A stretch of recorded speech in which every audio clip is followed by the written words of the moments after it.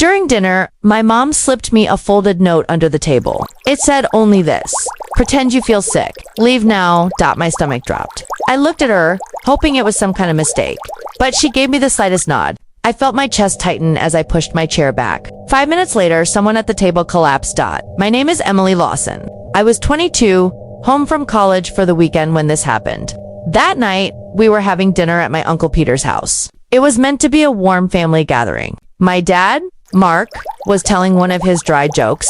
My cousins were laughing too loudly at things that weren't even funny. And my mom, Rebecca, sat across from me, smiling, but her eyes were sharp, scanning the room the way she always did when something felt off. Dinner started like any other. Glasses clinked, plates were passed around, and my uncle kept bragging about the roast. At the far end of the table sat Cynthia, an old family friend who had recently reconnected with my uncle. She was cheerful, even pushy, constantly insisting everyone try the dish she brought. I noticed how she watched people's reactions closely, as though she cared too much about whether we liked it. I didn't think much of it until my mom leaned forward and asked about my classes. Her tone casual, but her eyes locked on mine. She was trying to act normal, but I could sense tension in her voice. Then, without warning, she reached under the table and slipped me a folded piece of paper. I opened it quickly and read the words that made my blood run cold. Pretend you feel sick. Leave now. I looked up, confused, but she gave me a firm nod. I felt panic rising, but I trusted her. I forced myself to push my chair back slowly, clutching my stomach as if I didn't feel well. Everyone looked at me, but I managed to mutter something about needing fresh air. My mom didn't move. She just kept her steady gaze on me as if telling me, do what I say. Don't question it. At that moment, I didn't know if she was saving me from embarrassment or from something much darker. When I stepped out of the dining room, the air in the hallway felt cooler, sharper, as if the walls themselves knew something was wrong. I leaned against the wall, clutching my stomach for show in case anyone was watching. But inside, I was trembling. My mom's note echoed in my mind. Pretend you feel sick. Leave now. She hadn't written anything more. No explanation, no clue. Just those words. I ducked into the kitchen, trying to steady my breathing. The hum of the refrigerator and the clatter of dishes in the sink felt strangely loud. My pulse pounded in my ears, drowning everything else out. I wanted to turn back and ask her what she meant, but the look in her eyes stopped me. My mom wasn't someone who panicked. If she told me to leave, then something was seriously wrong. From the kitchen doorway, I could hear the muffled sounds of conversation from the dining room. Forks against plates, bursts of laughter, the scrape of chairs. Everything seemed normal, but my instincts told me otherwise. I kept thinking about the way Cynthia had insisted everyone try her dish. She had smiled too brightly, pushed the serving bowl too often toward people who hadn't taken any yet. At first, I thought she was just eager to show off, but now I wasn't so sure. I pulled out my phone and texted my mom. What's happening? Why did you want me to leave? My thumb hovered over the screen, waiting for her reply. The seconds dragged on. No answer.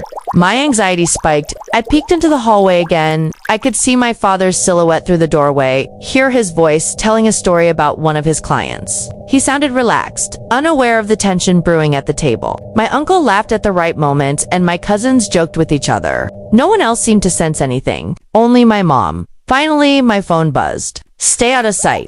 Trust me. That was all she wrote. My stomach turned cold. She wasn't explaining, just reinforcing her warning. I gripped the phone tightly, my hands damp with sweat. The sound of clinking glasses reached me again. I heard Cynthia's cheerful voice. Come on, everyone. Don't be shy. You have to taste it while it's still warm. My skin prickled. Why was she so insistent? I debated running back in and blurting out everything. Telling my dad not to eat, warning my cousins, demanding answers from Cynthia. But then I remembered the way my mom's eyes had locked on mine, fierce and unblinking. She had made me leave for a reason. If I went back, I could ruin whatever plan she had to keep me safe. So I waited, pacing the kitchen like a trapped animal. Every sound from the dining room made me flinch. A burst of laughter would ease my nerves for a moment, only to be replaced the days after the dinner were a strange mix of the mundane and the surreal. We went through the motions of life, work, school, errands, but the shadow of that night clung to all of us. The police investigation unfolded, revealing a colder, more calculated plan than any of us had imagined. Cynthia hadn't acted on a sudden impulse. The poison, a rare and difficult-to-obtain toxin, had been acquired weeks in advance. Her reconnection with my uncle wasn't a happy coincidence. It was the first step in a deliberate campaign of revenge for a business deal that had gone sour 15 years earlier. A failure she blamed entirely on him. Jacob recovered physically, but the psychological toll was heavier. He developed a fear of food, especially home-cooked meals from anyone outside our immediate family. For months, he would subtly push food around his plate, his appetite gone, his trust broken. We all became more cautious, a little less quick to welcome new people into our inner circle. The sound of a siren, once just background noise, now made my heart skip a beat. But my relationship with my mom, however, deepened in a way I hadn't thought possible. We had always been close, but now there was a new layer of understanding between us. We had shared a secret in a room full of people, a silent communication that had literally saved my life. I found myself watching her more, noticing the small ways she paid attention to the world. She noticed the man at the grocery store who was a little too interested in other people's wallets. She sensed the tension between a bickering couple at the next table in a restaurant.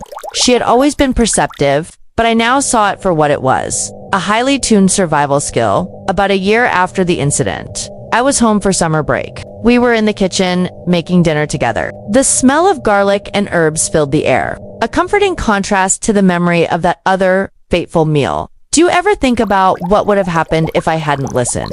I asked her, chopping tomatoes while she stirred a pot of sauce. She didn't answer immediately, her gaze fixed on the simmering pot. Every day, she said quietly, not in a panicked way anymore. But it's there. A reminder. A reminder of what? That the world isn't always safe, she said, turning to look at me. But also a reminder that we have the tools to navigate it. We have our intuition. We have each other. That night was terrible, but it also showed me how strong you are. You trusted me even when it didn't make sense. That takes a different kind of courage. Her words warmed me. I had spent so much time being grateful for her protection. I hadn't considered that my trust had been a form of strength in return. The trial was another ordeal. Cynthia pleaded guilty to charges of attempted murder and administering a noxious substance, avoiding a lengthy public trial. During her sentencing hearing, she read a prepared statement. There was no apology, only a cold recitation of her grievances, a justification of her actions that chilled the courtroom. She was a woman consumed by a bitterness so profound it had eclipsed everything else. Seeing her like that, stripped of her cheerful facade, was perhaps the final closure we needed. The friendly, pushy woman we thought we knew had never really existed after the sentence was passed. A strange sense of peace settled over our family.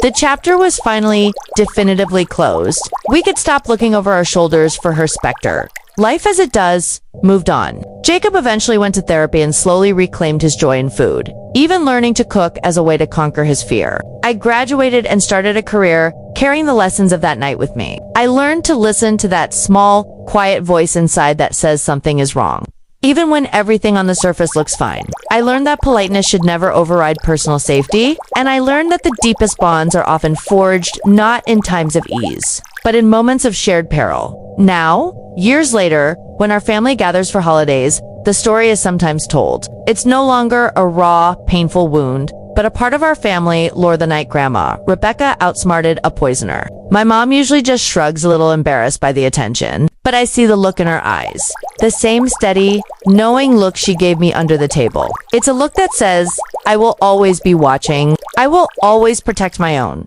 And I know with absolute certainty that she will. The folded note is long gone, but its message is permanently etched into my soul. Trust the ones who love you, because sometimes that trust is the only thing standing between you and the unthinkable. The legacy of that night didn't just live on in stories. It became a quiet, unspoken part of our family's fabric. It was in the way my Uncle Peter would always serve himself first from a new dish at a potluck, a small act of defiance and assurance. It was in the way my father, a man of few words, would always place himself between his family and the front door when guests were over. We had learned that danger could wear a familiar face, and while we refused to live in fear, we had